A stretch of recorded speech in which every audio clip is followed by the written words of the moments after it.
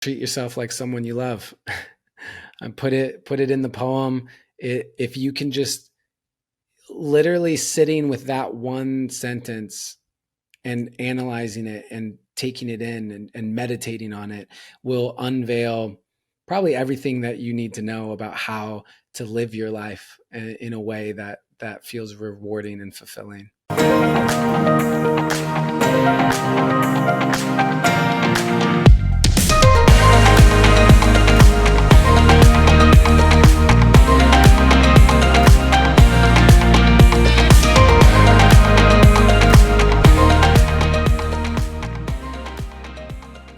Welcome my guest, Adam Roa. He is a transformational artist, international speaker, poet, coach, podcaster, and founder of the Create Community, an online personal development community for creative leaders.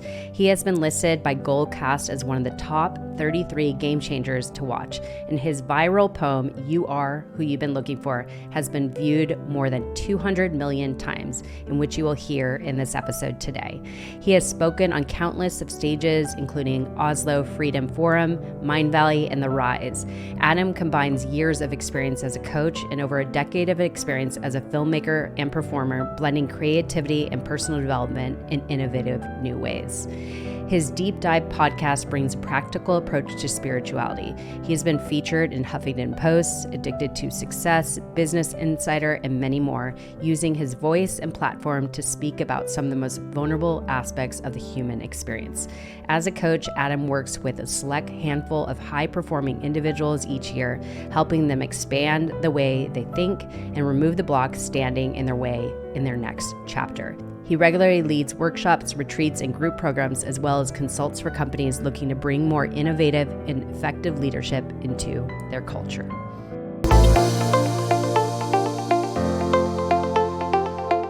All right, everyone, welcome to another episode on Passion, Love, Pursuit podcast. I have a very special guest on that I actually met recently in person, and I didn't really know him as much as I've learned about him in the last, or as I prepped for this interview, but I also was able to witness him, his authenticity, his vulnerability, and his expression of who he is on stage at something called NLA, which is National Leadership Academy for high schoolers, actually. It was 150 high schoolers in one room, and they were there to learn how to be heart-led leaders, which of course that's what the work that we do. And he was a speaker, one of the dynamic speakers, and I got to witness his authenticity, his vulnerability, and his comfortableness, you could say, in expressing his emotions and really embodying the masculinity and truth that he, as what I've witnessed, is comfortable in. And I don't think it was always that way for you. And so I kind of want to start there. So first of all, I want to really acknowledge you because, you know, a lot of people know you for your poetry and your vulnerability, authenticity. And again, I got to witness that. But what I believe, what I've learned about you is a journey. Again, we all go on this journey, but a journey of self-discovery. And I know emotions and being vulnerable wasn't always something you were comfortable in. So I would love to just start there by asking you, like, can you take us back before you have been able to stand up on stage and express your vulnerability, your authenticity, and your emotions so openly? Can you take us back? And welcome to the show, Adam Roa, by the way. Thank you so much. I really am so grateful to be here, and it was great meeting you. And in LA was such a just beautiful experience. It was reinvigorating to me in a lot of ways, and it was funny because it was for high school kids, and I was more nervous speaking to these high school kids than I am speaking to large auditoriums of adults. And so it was as if I was back in high school wanting to be accepted and be seen as cool. So that was fun. And as far as how I got to there, I guess the starting point is just giving people a bit of context to how I grew up. I grew up in a household. My dad's from the Philippines, the first generation to immigrate here. And so I had a very stoic, non-emotional Asian father as my male role model. And so growing up, for me, emotions were not safe in my house. I remember at the age of 7 getting into my first fight. I got in a fight with a kid on my soccer team, and it was the first fight I've ever been in. And it was after practice, and we're 7, so I'm trying to like jump kick him and things like that. And suddenly I hear Adam, and I look over and my dad's there to pick me up from practice, and I stop fighting and I go over to the car and I crawl into the back seat, not even the front seat. I crawl into the back seat. I'm laying down and I'm crying.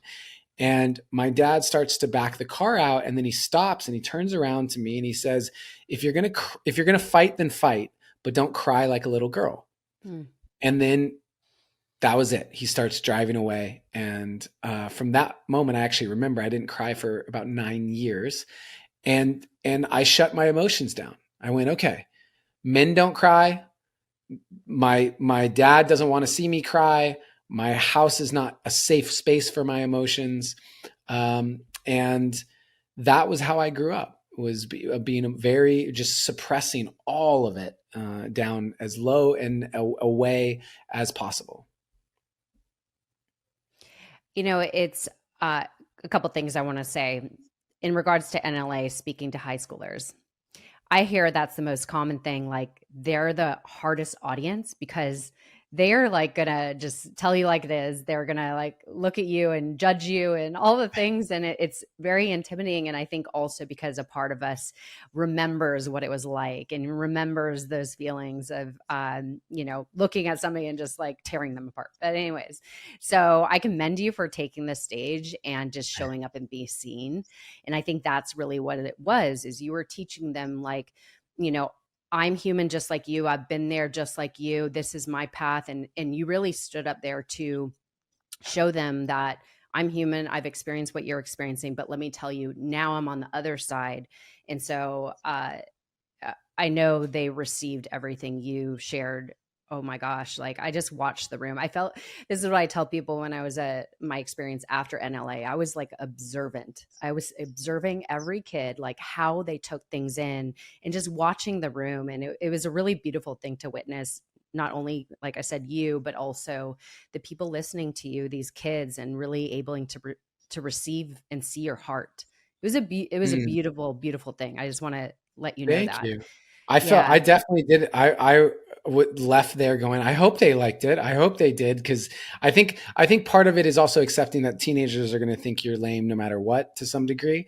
But also, that to me is the power of art and creativity, and why I'm such a huge stand for it, is that if I were just to be standing on stage talking to these kids about self-love, or talk to them about just being like fitting in, or some of my story, I think that can be effective and impactful for sure.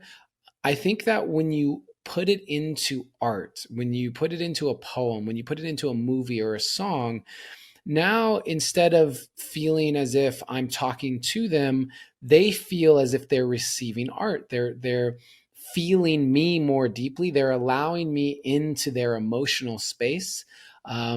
And we all have that experience. No one likes being talked at, right? And that's the beautiful thing. It doesn't matter how shut down you are. Think about when I was a teenager, I could block out adult advice with the best of them. I could just block it all out. And I put on music because of how it made me feel. I put on movies because of the messages that I wanted to see or receive. And so the art is a permission slip into people's emotional bodies. And it's in someone's emotions that you're going to be able to shift them. If someone is not willing to let you into their emotional body, you're not really ever going to be able to shift them. You don't logic your way to true catalytic cathartic change. That just doesn't happen. You logic your way far enough to feel safe to open up emotionally, and then in that emotional release, you shift. And so art and creativity gives me an opportunity to go in and help people shift, um, unlike anything else. It's so beautiful. It's so true. And I think, I mean, you've put that in example in all your work, and really, for people that don't know, which you're going to hear this, I hope soon, if you have not heard it yet. So Adam has one of his art forms is poetry, besides his coaching and speaking on stages. And you have been able to move people through your poetry in your spoken word, and really, you know, impact people emotionally through your words. And so one of your poems went massively viral, over 200 million views, which I'm sure is well over that now. And I was able to witness this on stage, and wow, I mean, those words, number one, not only did I resonate with, but I think also every person in the room can deeply resonate with. And that's why I think it's become so viral, because it's like, I could relate to this. Like, I've experienced this. I know this pain. I know how I felt this way.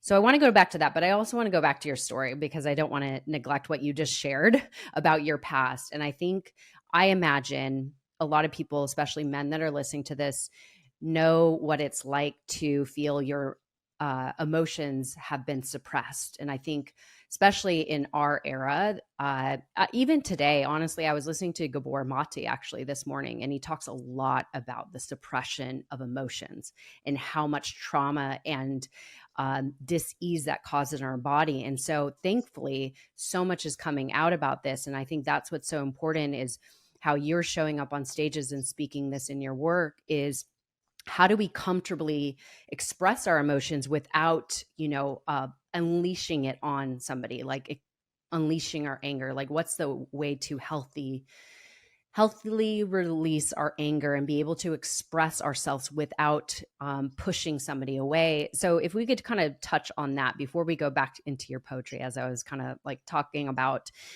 how did you then be able to move into the space to be able to share your emotions vulnerably and speak your art, and be able to understand these emotions you're feeling and then comfortable to share them? It's kind of a loaded question, but Yeah, I mean, it's definitely been a journey, but I would say that it ties together, because really what saved my life is acting. Because all depression is the result of suppression, right? Like Gabor Mate will talk about, you're depressed because there's something unresolved in your system. And for me, not allowing myself to feel for all of my teenage years, basically, just not allowing myself to feel, led to me being a pretty depressed person, whether I realized it or not. I tried to, unlike some people, they get depressed and they find themselves in alcoholism or something. For me, at the very least, I'm grateful that I channeled it into trying to overachieve, thinking that, okay, maybe I'll feel better if I get this award. Maybe I'll feel better if I get elected to this position. Boom, boom, boom. And if I make this amount of money, whatever. And so I went into that mode, and I had a moment where I basically felt like I had won high school. I checked all the boxes of everything that they tell you to do in high school. I was president of this club. I was student body this. I was varsity in multiple sports. I had gotten an academic scholarship to college. I was getting straight A's. And then I won homecoming king. And so that popularity contest, suddenly I was quote unquote the most popular kid in school, winning that my senior year. And I woke up the next morning and nothing had shifted at all. I felt exactly the same. It was actually worse than before, because now I didn't have something that I thought would change it. I said, wait, I've done everything. I've literally done everything that I've been told to do, and I'm not happy. What the hell? And that was a shifting point for me, where I started. It was the first time where I kind of woke up out of the matrix, I guess you'd say. I just went, okay, they tell me to do all these things. It's not working. What else is out there? And so from that place, when I was in college, I started asking deeper questions, and I thought, what can I remember actually loving? What's the last thing I remember actually loving? And it was acting. And I had acted in plays growing up, in school plays, and I loved it. And I had I started taking acting classes, and it did this really interesting thing, which was that not only was it a place for me to start to feel emotions again, but it created this feedback loop where actually the more emotion I felt, the better I was as an actor. I got applauded for how much I could feel. That's really the basis of all of it. And so it's, by the way, it wasn't easy to do. I started out, my first acting coach said to me, "Are you a robot? Do you actually feel anything?" And because what I thought was emotion, because here I am acting and I think I'm showing emotion, she's reflecting to me, she doesn't feel anything from me. And that was the first chance that I had to have a recognition. Oh, wow.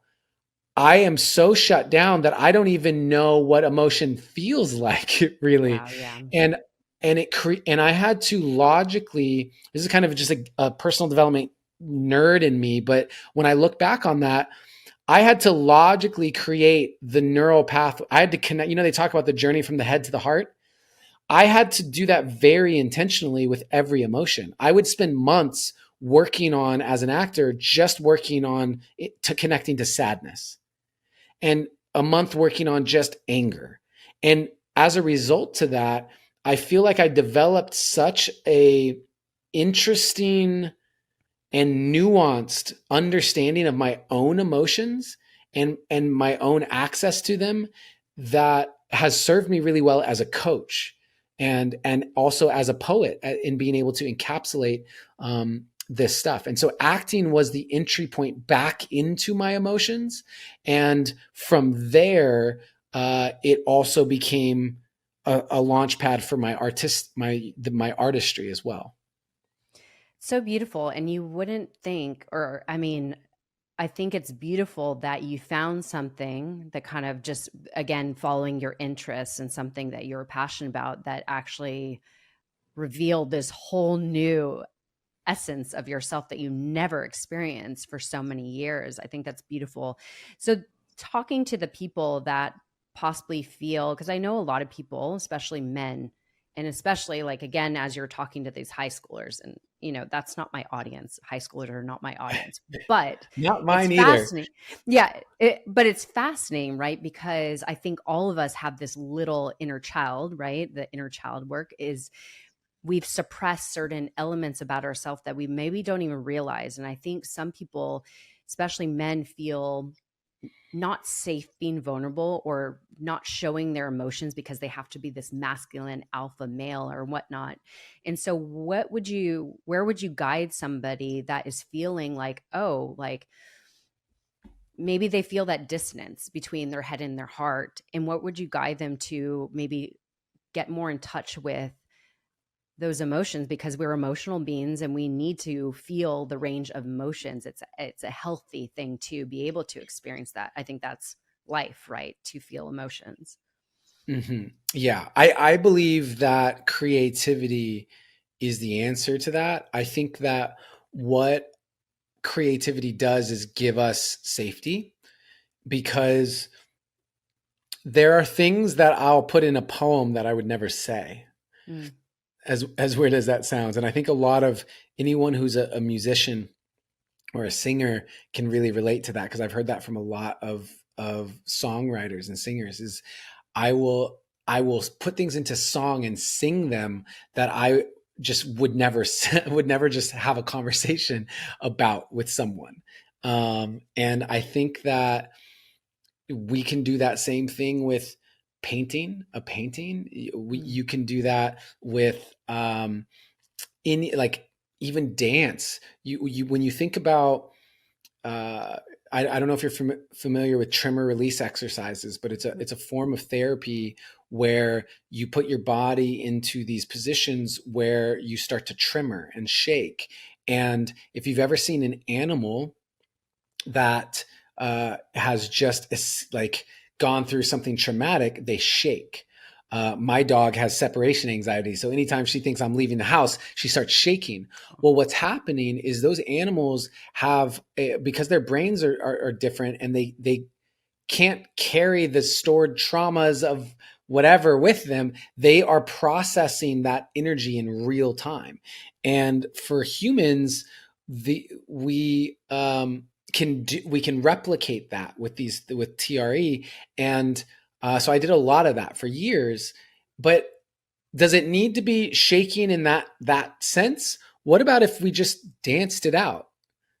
What if you literally just had a dance practice that allowed you, hey, today I'm feeling angry, and so I'm going to bring angry movements into this practice. Or today I'm feeling just sad, and I'm going to be on the ground in this dance practice, like feeling the heaviness of it all.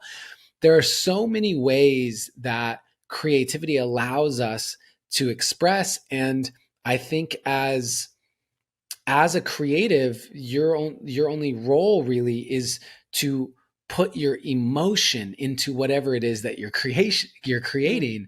And the thing is that the pushback I get from that are from people who say they're not creative. And that's impossible. You're actually here. If you've ever spoken a word that no one told you to speak, or you weren't reading, if you've ever moved in a way that you weren't told how to do, right? Like if you dress yourself in the morning and you get to choose, it's not a uniform. Like, you are creative. And it's when we can reframe what it means to be creative and start to embrace the innate creativity within us, we unlock so many things. Just in this conversation, we've been talking 20 minutes, but in this conversation already, what's come up is how unlocking that creativity can create more impact, can create more change in people.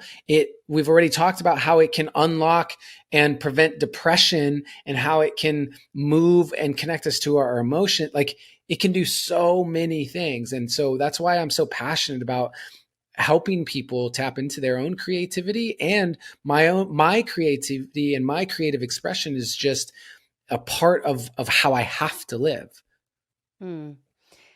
Okay, I love everything you just shared. So how did you discover, was it poetry always the path? I mean, I know acting was part of it, but like leading into poetry and the poems that or your spoken word that have become viral and everything, was this because you were expressing your emotions through your words and then it just kind of took its own shape? Because go ahead, sorry. No, the answer is no. It's funny because if you had seen me in elementary school, you might have assumed I'd become a poet, because I wrote so much poetry. Wow. I also acted in school plays. Those were like my main creative outlets when I was a pretty young kid. And then at a certain point, I just took on the belief that I wasn't creative, and my brother and sister were the creative ones, and I was going to be like successful business guy, or be really smart and do something like that and be successful. But I never, for a decade of my life, I just did not think I was creative at all. And which is interesting, because it also coincided with when I shut down my emotions. Which is this is actually the first time I'm putting that correlation together. But it was during that time period where I just felt like I wasn't creative. And so poetry came into play because I was at an event. It was a personal development event, and there were 15 different speakers, and they were all getting just 5 minutes. It was a real quick hitter type thing. And the last guy to go was a spoken word artist. And when I say spoken word poetry, I just want people to understand performance poetry, slam poetry. It just means poetry that's intended to be performed and spoken out loud. And this performance poet went, and I had a lightning bolt moment where I just said, I can do that. I know I can do that. I went home and I wrote a poem within 24 hours. It was my first spoken word poem. It's the first poetry I had written since I was a kid, like a very young kid. And I shared it within a day. I shared it with some friends. And one of them said to me, "That's really great. Your next one should be called You Are Who You've Been Looking For." Mm. And I went home and I said, "Sure, why not? I'm giving this a shot. I have no reason not to." And in the next 2 days, took me about 48 hours, I wrote You Are Who You've Been Looking For, which is the poem that went on to become the most viral live poem in history with over 250 million views. So that was the Right. second spoken word piece I ever wrote. And it wasn't even my idea. I was told to write it. And um, it was years later that it went viral. But that gift, I think a lot of times we can see the seeds of our gifts if we look back, because we come in with something. And so when I see that I was acting in plays, and when I see that I was writing poetry and all of those things as a kid, I took a break, but now I'm doing those things and now I love those things.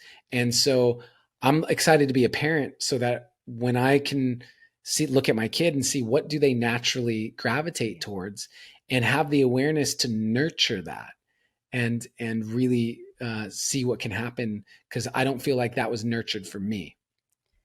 Wow, that's so beautiful. And I think you're so right on. And I think that's a key thing you just dropped there, because I think anybody that's kind of maybe feeling lost or depressed or just in a dark place, I think sometimes we just need to have something to look forward to, like some goal, some pursuit, like some passion, something, a purpose, right?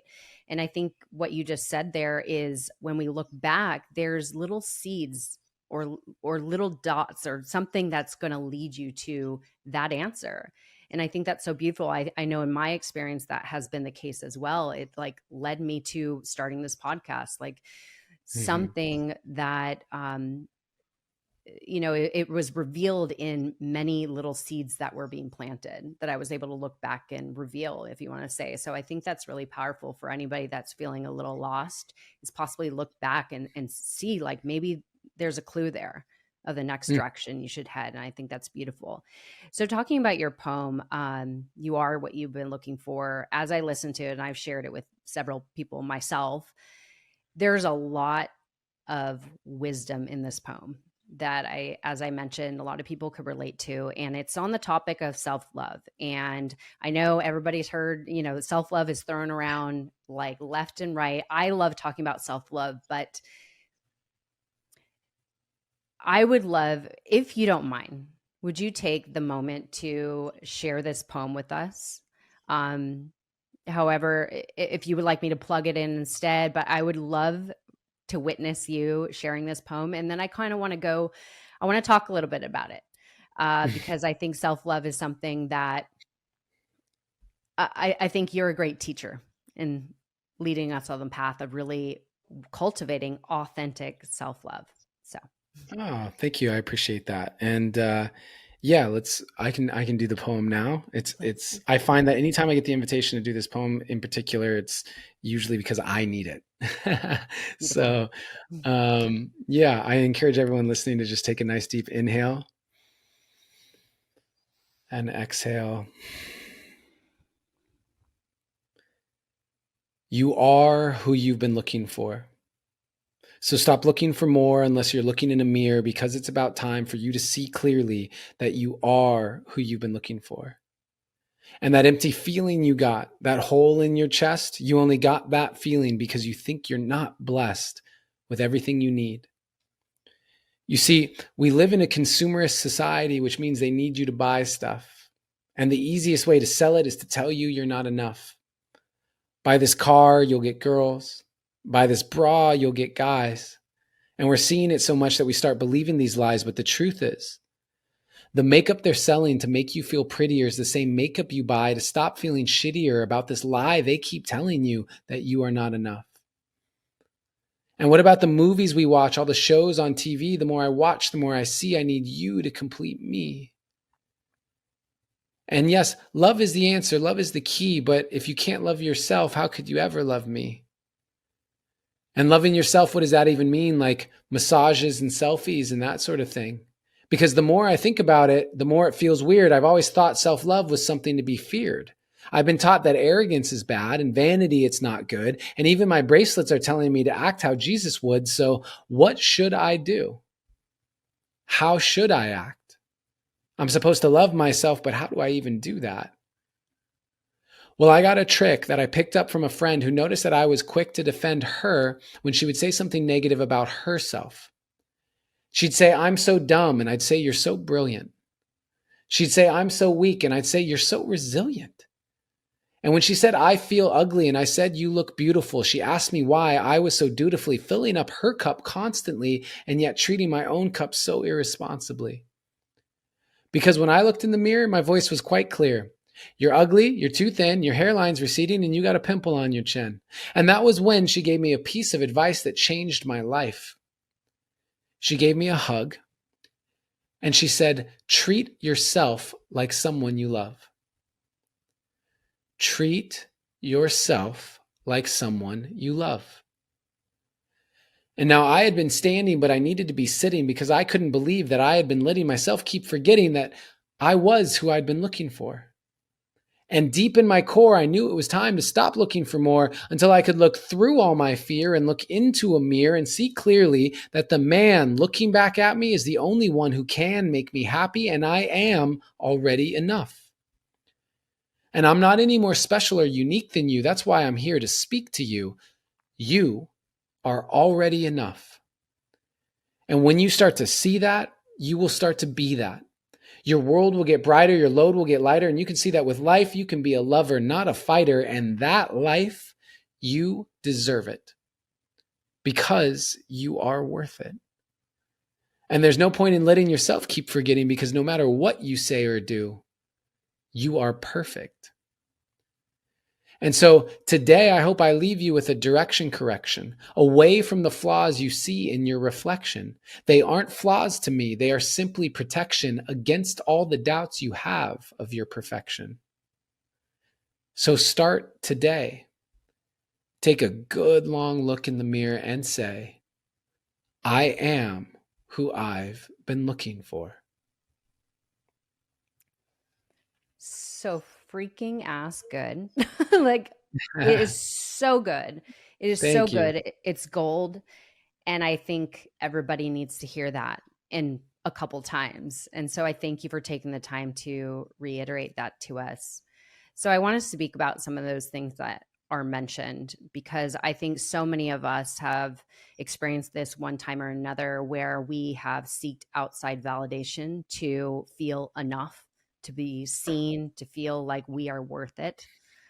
I think that is kind of a human experience almost because we want to be approved. We want to feel accepted, and that we're safe and that we belong. That's just a human need, right?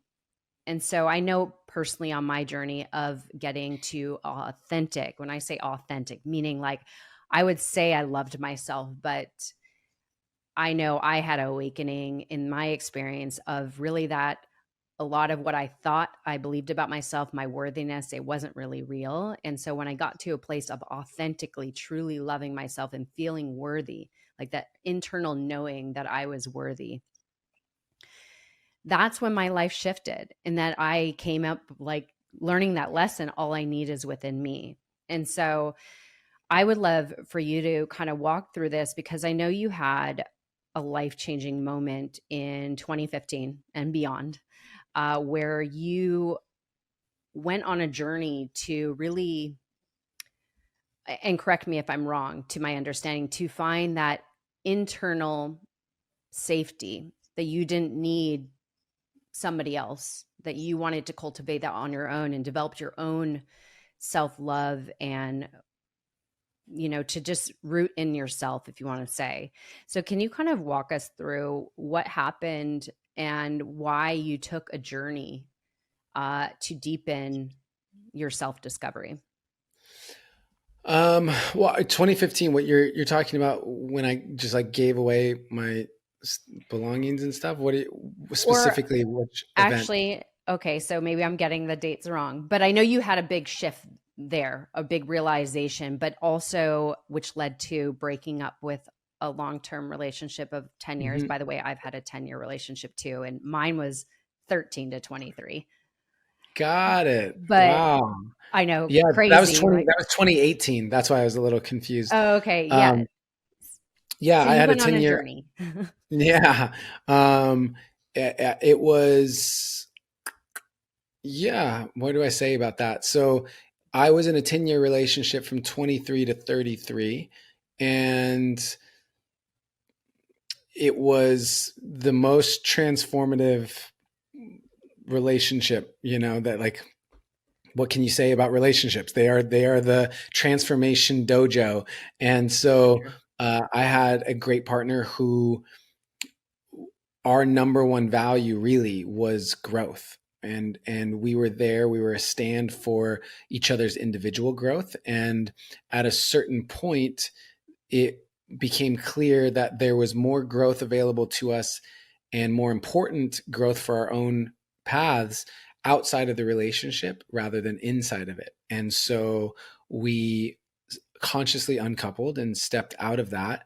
And I was meditating the next morning on, and in tears, just thinking to myself, what am I doing? I don't have there was no fight. There was no big values misalignment. There were none of the things that you would normally see in a breakup, and especially one of 10 years where we were literally having conversations about getting pregnant. And so at that point, I was meditating and I was crying, saying, what am I doing? And I had a voice in my head so clearly say, film everything, Mm. film all of this, and just let people into the journey of what this is going to be. And so I hired cameras and a camera crew, and they followed me around the world for the next year of my life, filming what it looked like to heal after leaving a 10-year partnership and not having pretty much ever been single as an adult. And um, it was an intense journey. That show's called The Art of Choosing Love. It's still up on YouTube. I may take it down at some point, but it's still up there now. And um, that journey was, I mean, that, what is that now? It's 5 years ago, right? It's been 5 years. Wow, only And, 5 years. That's crazy. uh, and so it's wild, right? Because it was 5 years ago. I was in the relationship for twice as much time as I've been out of it. But um, who I've become since 2018 to now is a massive shift. It's been such a huge shift. And one of the biggest things, speaking to our conversation in the context of what we're discussing, is that I didn't know. I realized later that I had not known how to hold my own heart. And so I basically had a partner who I said, here, please hold this for me. Mm.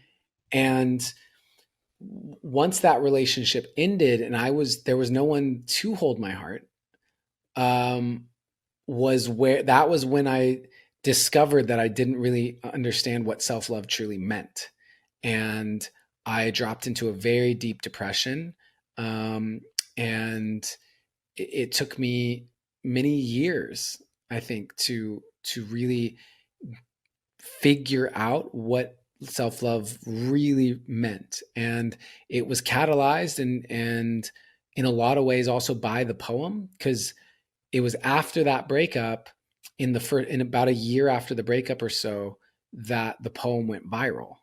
Mm. Or was it a year after the breakup? And maybe it was the same year. It was later that year. So within the first year of the breakup, the poem went viral, and suddenly all these people were reaching out to me. I mean, it got 40 million views in the first 48 hours. So I'm talking about, That's insane.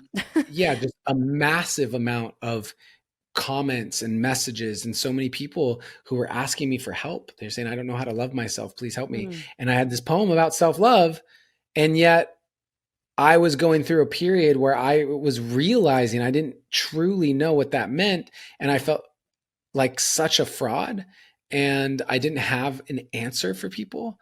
And so every time I got a message saying, please help me, it just made me feel worse. And I think in a lot of ways, my last 5 years has been a journey of figuring out how to be able to answer when people say, I don't love myself. I don't know what understanding self-love, understanding what that means, understanding how to help people with it. That has really been these last few years. Wow. I didn't know that. And thank you for being, again, so vulnerable and authentic and sharing that piece of it. Uh, and that is really intriguing to me. So I would love to know, what can you share some aha moments of what self-love now means to you, and how, if somebody's asking this question now, how do I truly authentically love myself? And I think that's it could be a very loaded question, because I think there's many facets of self-love, the self-trust, self-respect, boundary, like there's so many things. But if you were to guide somebody on that path of discovery, where would you tell them, like lead them? Because I know you're big on one thing that, there's so many questions I want to ask you, but one thing I know you are very in touch with is your intuition and your inner knowing. And I feel that is a piece to cultivate, to really understand yourself, So anyways, I just want to add that. Yeah, I thank you. I appreciate that. And I feel the biggest misconception people have about self-love is this idea that self-love is something that you either have or you don't, as if it's binary, like a light switch. It's either on or it's off. And that's not the case. Self-love is the byproduct of your relationship with yourself. And so one of the easiest ways to understand this is create the two parts of you. There's like the you. And when you say I love myself or I don't, people are usually thinking about kind of there's two parts of yourself in that equation. We say I love myself. Who do you love? Like create that as two pieces. And think about now all the relationships you have with people in your life that you really love or people in your life that you really hate. Those are going to have similarities because they're all based on, for simplicity's sake, these 5 love languages, physical touch, words of affirmation, quality time, these sorts of things. And when you look at the people that you have the closest, most loving relationships to, you are going to have a relationship that has vulnerability. You're going to have a relationship that has trust and respect. You're going to have a relationship where you spend quality time together. You're going to have a relationship where you are if it's a romantic partnership, for most people need physically affectionate. All of these different aspects and qualities. The more of those things that you have with someone for extended periods of time, the deeper, more loving your relationship with them is going to be. And when you look at the people that you don't want in your life, there's generally broken trust. They're oftentimes they're people that you haven't seen in a long time.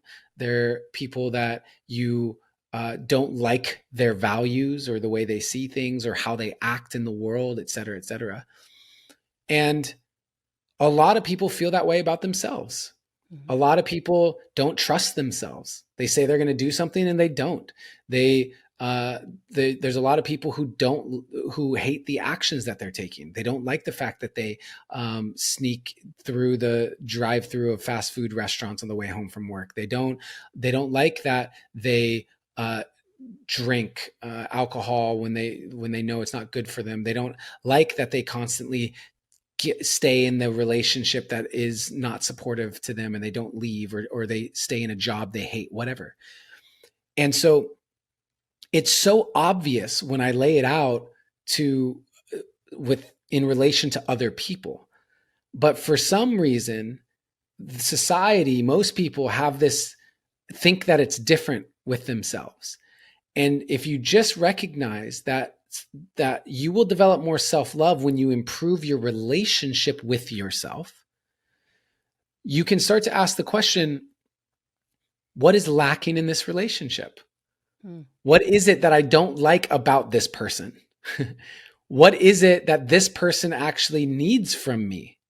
How do I develop more trust in myself? How do I actually listen to myself more deeply? That when you talk about intuition, how often, if you and I right now, like you and I right now are spending quality time together because we are giving each other our full presence, our full focus. We're listening, we're asking questions, we're going back and forth.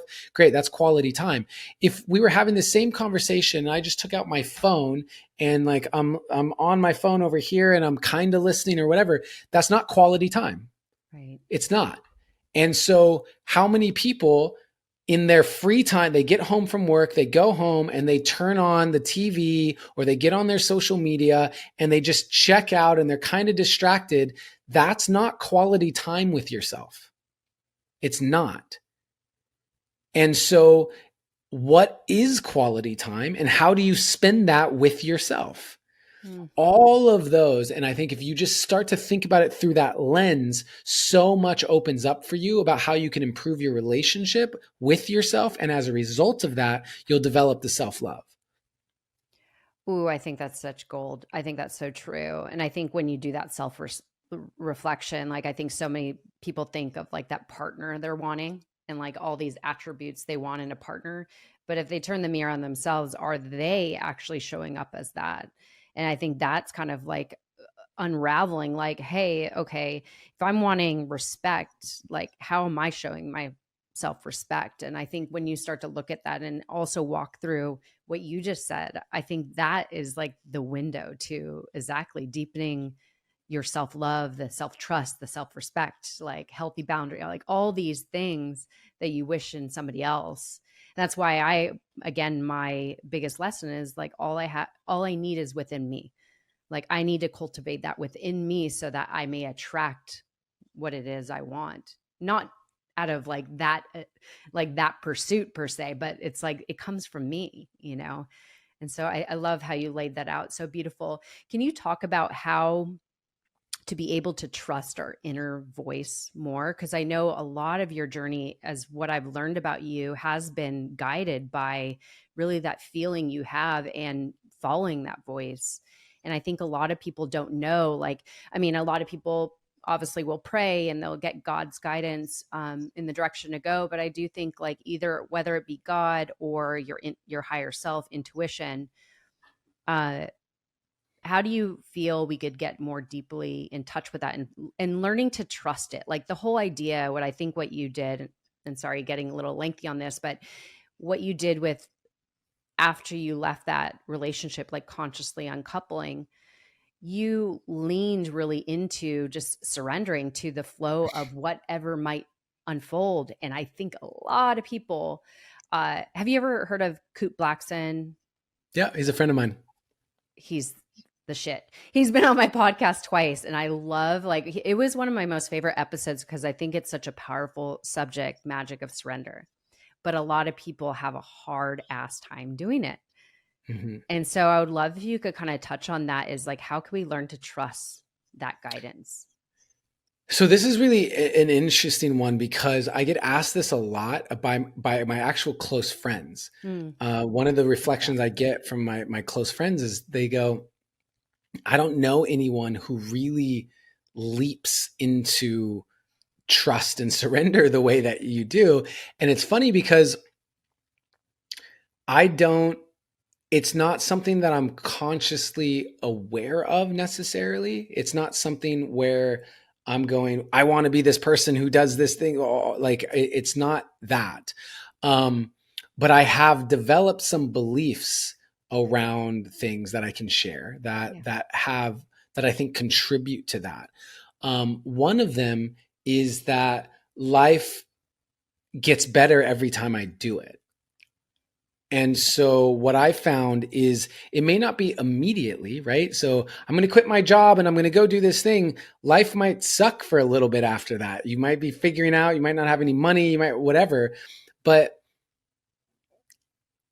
all in all, including leaving a 10-year relationship, not knowing why, but just knowing that's the right thing to do, with just enough space, it all becomes clear. And I look back and I'm so grateful for every time that I did it. There's not a single time that I can look back on and regret following my intuition or what I feel like spirit was asking of me and taking those leaps. There's not one time that I look back and regret it. If there ever is a time, it's because I'm in it. I'm in it and I'm still freaking out. I think that's the wrong decision or whatever. But again, with just a little bit of space. And so I have that belief and I have that evidence. So that's a helpful one to rely on. I also think that I'm big on contracts with God.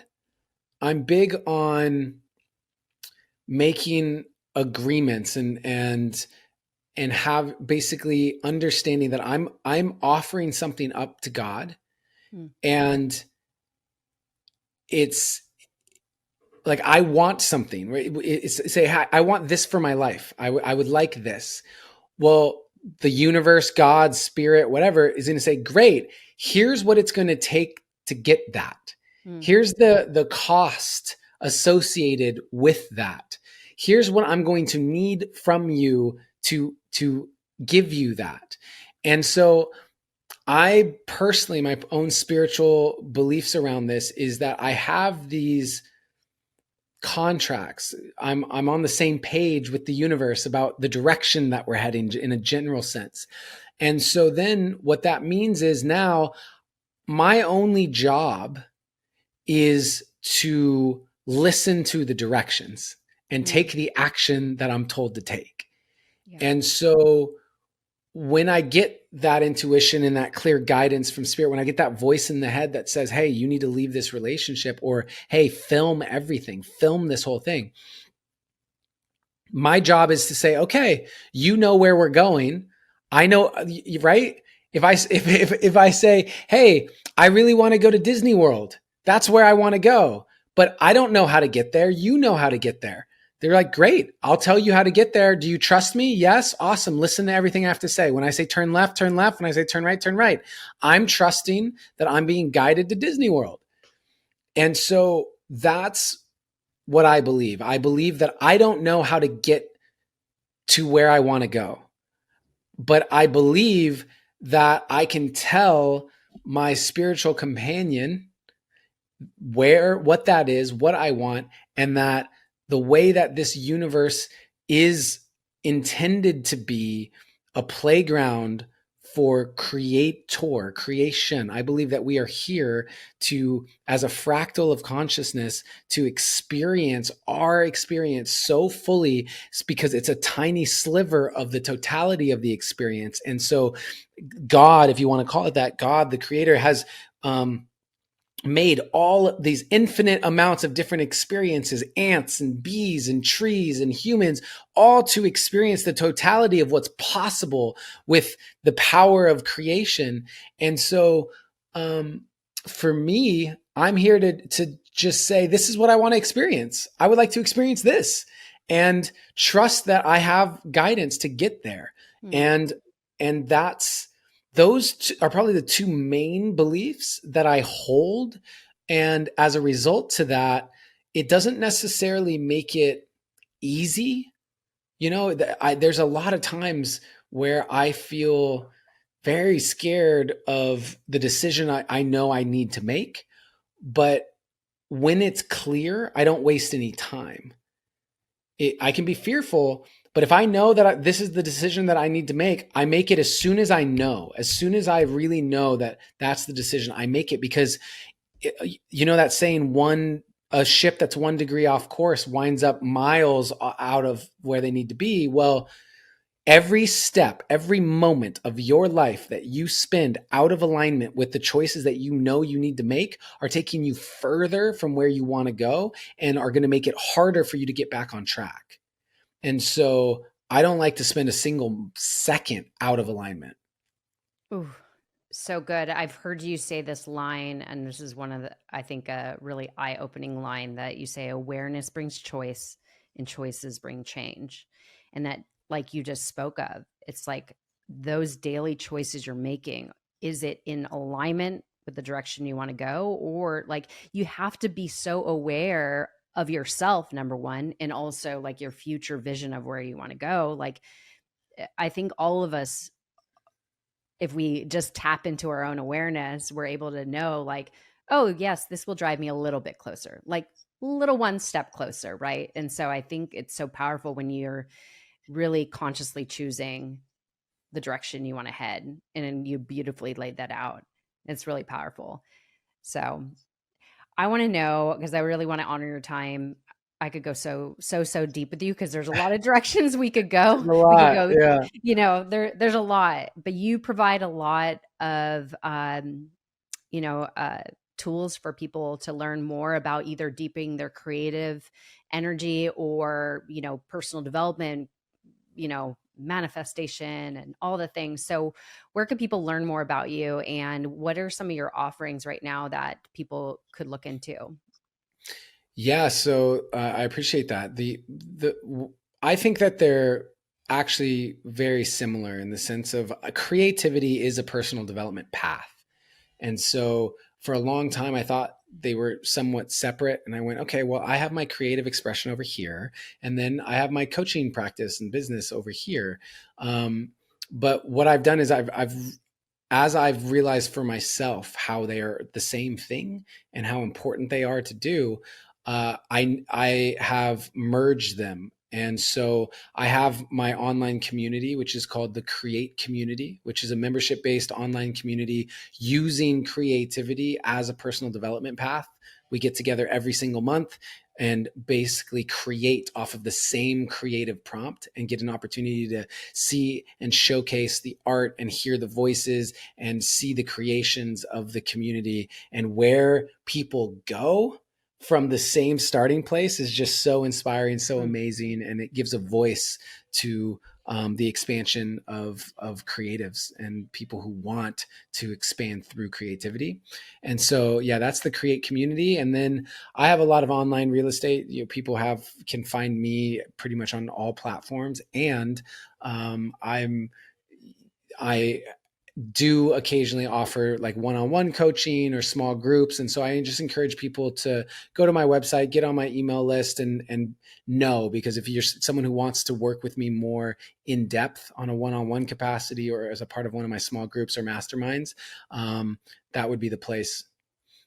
Perfect. Thank you so much. And by the way, sorry, there's construction going on like literally right next door. So Oh, I I can't don't know hear if it. you hear it, but anyways, thank you for all that. And of course, everything will be in the show notes. And definitely everybody go follow Adam Roa. I mean, just he shares just such great wisdom on his socials and all of his platforms and YouTube. You've done so many interviews. You have a podcast yourself, Deep Dive Podcast. Is it still called the Deep Dive Podcast? It's called the Deep Dive Podcast. Although I'm just deciding what I want to do with. I'm moving to only in person. Oh, I nice. really just value in person so much, So great. and yeah, so it's been on pause, but it's coming back. So I'm really blessed to have such an amazing community of friends. They're Yeah. actual friends who are some of the biggest thought leaders in the world. So they've graced the Deep Dive Podcast with their wisdom, and I'm excited to bring them in person next. That's what's next on the Amazing. docket. Amazing. Okay. Well, Adam, I'm going to ask you my last question. You shared so much wisdom already, but if you were to share a piece of wisdom that you've learned in your life's journey and you feel it's something you just need to shout out to the world that somebody really needs to hear right now, what would that piece of wisdom be and why? I think that wisdom is treat yourself like someone you love. And put it in the poem. If you can just literally sitting with that one sentence and analyzing it and taking it in and meditating on it will unveil probably everything that you need to know about how to live your life in a way that feels rewarding and fulfilling. So beautifully said. So true, right? I love that. That's such a great message to leave us with. So thank you so much, Adam. Thank you for your time. Thank you for, again, like witnessing you impacting teenagers' lives was a really, really beautiful thing to see, and hearing your poetry and your art form, and just to learn more about you in the process of like setting up this interview. So I just thank you for allowing the time and sharing your heart today. I appreciate you for all the work you do. Thank you so much, Erica, and thanks for having me. And that reminds me, my new poetry album is out on September 8th. So I don't know when this comes out, but if it's past September 8th, it's on Spotify. It's called The Journey Back to You. So yeah, it's for people who want a deeper dive into my actual poetry. There's a lot of poems I've never released before that are coming out on that album. Okay, September 8th. Okay, noted. So that will be in the show notes. I can't wait. I'm super excited for that. The Journey Back to You. The Journey Back to You. And thank you for having me. I've really appreciated the conversation. You are so welcome. Thank you, Adam.